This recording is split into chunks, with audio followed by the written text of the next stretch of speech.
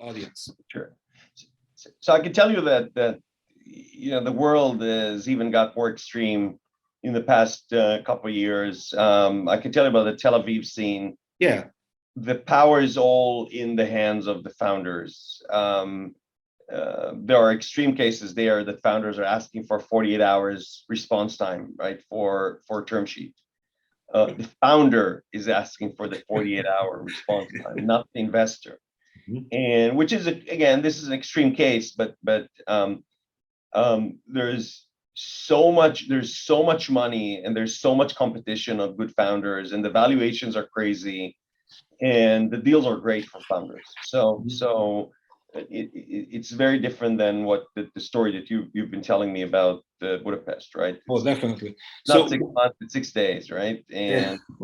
And which it comes with another set of challenges, which is super hard to do proper due diligence, right? In such a short period of time. But it creates definitely a lot of opportunities for startups. I would say also from a corporate startup engagement, and I've been doing this work for the past 13 years or so, both at Microsoft and consulting to Google in some countries, and now doing this for the past couple of years at Intel. I'm not surprised by the approach you're saying people are taking there, but it's the wrong approach, right? And when I come to when I have this engagements with countries as well as with Microsoft, Google, Intel, my school of thought, it's all about them. It's all about the founders. We're going to get all the value we want as Intel only if we will give the founders the lead, right? And it's all about them. They should be the owners of their company. They should own the majority of stock. The North Star for whatever engagement we're going to do is how successful they're going to be.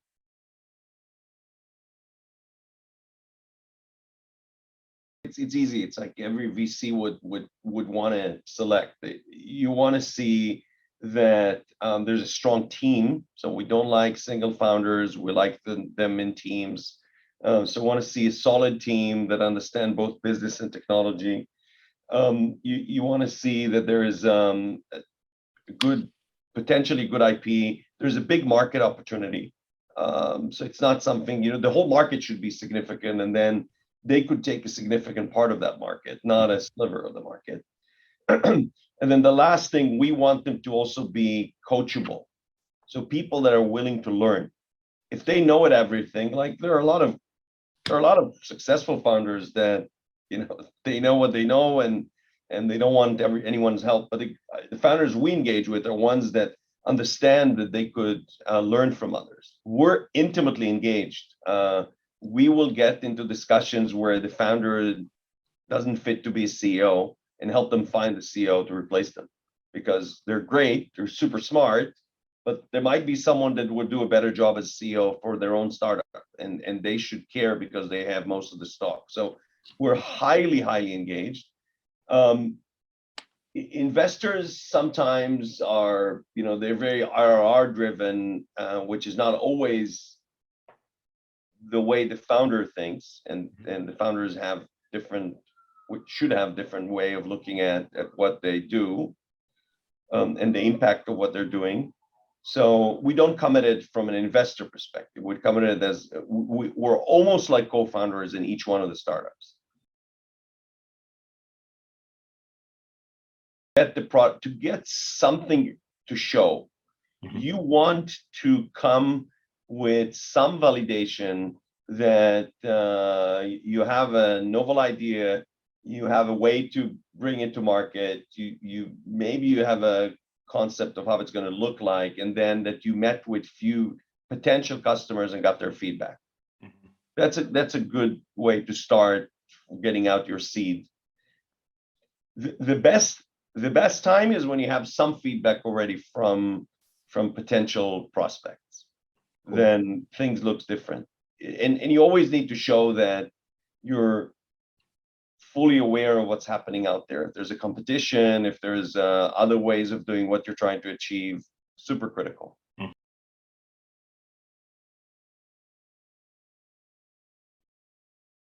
Successful entrepreneurs that are willing to pay it forward and help others, so mentors. There are service providers that are highly experienced in driving startups success, critical, because if you have a lawyer or an accountant that have no clue, it may be even worse than it could really get you in trouble. So you have people that are experienced and know how to do it and know to be a founder friendly and better terms. VCs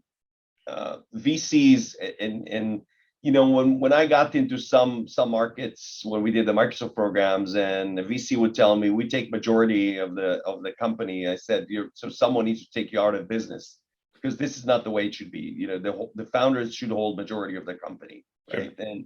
And so you need to have good VCs, people that understand what does it mean to invest in founders, and what you need to have to tie all of this together is the culture, which is really hard to copy, right?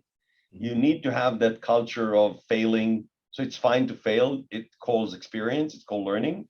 And then the other thing that works really well here is that paid forward model. People are willing to help each other, right? They're willing to be engaged, to engage in other people's success, which is critical. Right? So when you have all these things together, then the magic happens. All startup ecosystems, all of them are small. The influence is done by tens of people, not thousands. And reputation, it goes a long way. And you can also harm your reputation very, very quickly. So a good investor needs to do two things. They need to have access. There's no proprietary access anymore, but they need to have early access. So they need to be engaged with the founders in wherever they are.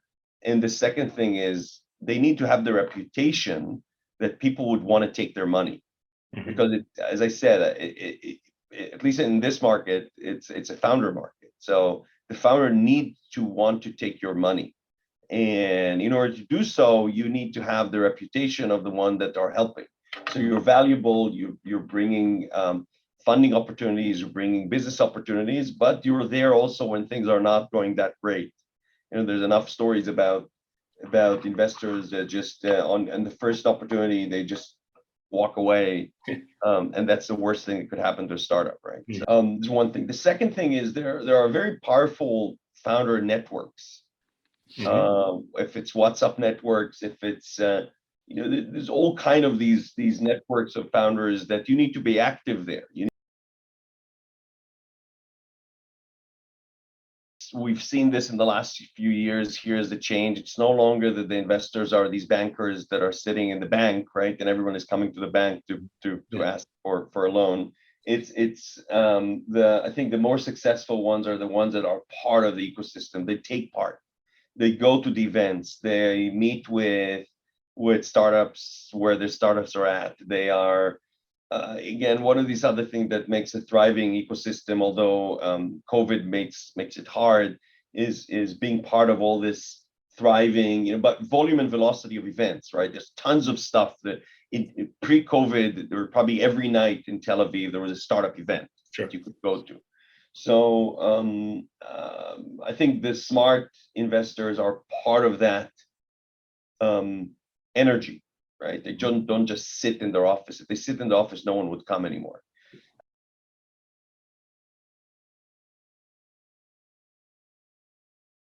The money flew into two things. Money flew into this market. Lots of funds that looking for investments. And the second thing, and by the way, we saw new funds coming in here, please.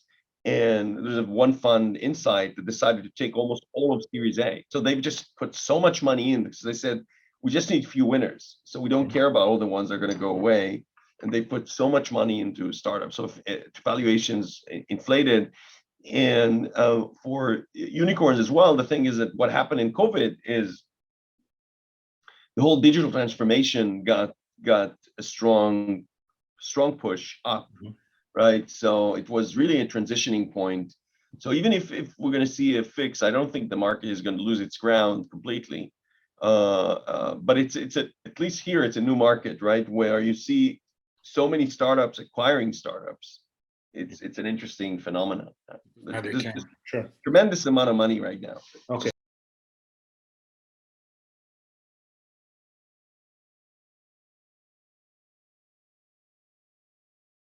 You have a strong core of people coming, especially from the Army technology units, that they don't only come with.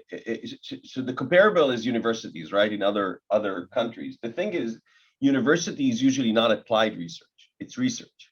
The interesting thing about these guys coming out of the Army units, it's most cases it's applied research, right? So they take the latest ML, the latest machine vision, the latest cyber, and they've been working in real life scenarios as a team for a few good years, and they come out and they commercialize it. So that's been a very big help for this market, because it's there's so much IP being developed there, and the Army doesn't ask for prior art. There's no other European country that has that density of multinational tech companies that exist there, and that inflates multiple things. So the fact that Google and Microsoft and Apple and Intel and Nvidia and and Samsung, everyone is looking for acquisitions here, creates both increases valuations. It creates great experienced talent. So the things that many startups lack sometimes is experienced product managers, for example, right? And people that knows how to scale.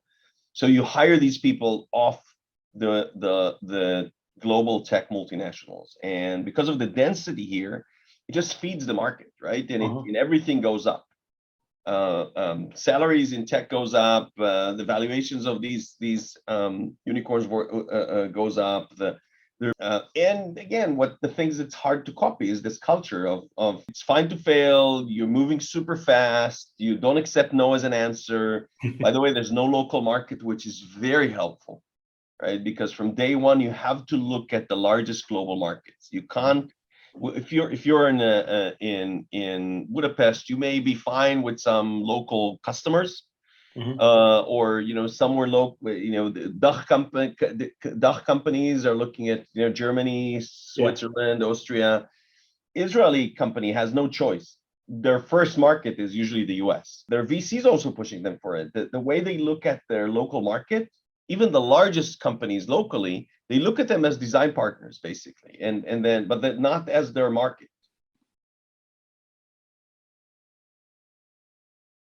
Because of valuations in Tel Aviv, the UK, and the US, etc., investors are looking for opportunities beyond these places, and this is where you need to find exposure opportunities for startups. If they can show strong technology, they can show that they know and can get out of their local market and win globally, then based on the fact that their valuation will be a bit more sane than in other places, and the fact that they have access to talent, because the biggest problem right now in Israel is talent. There's no talent and there's no office real estate, but that's a different story. But there's just no talent.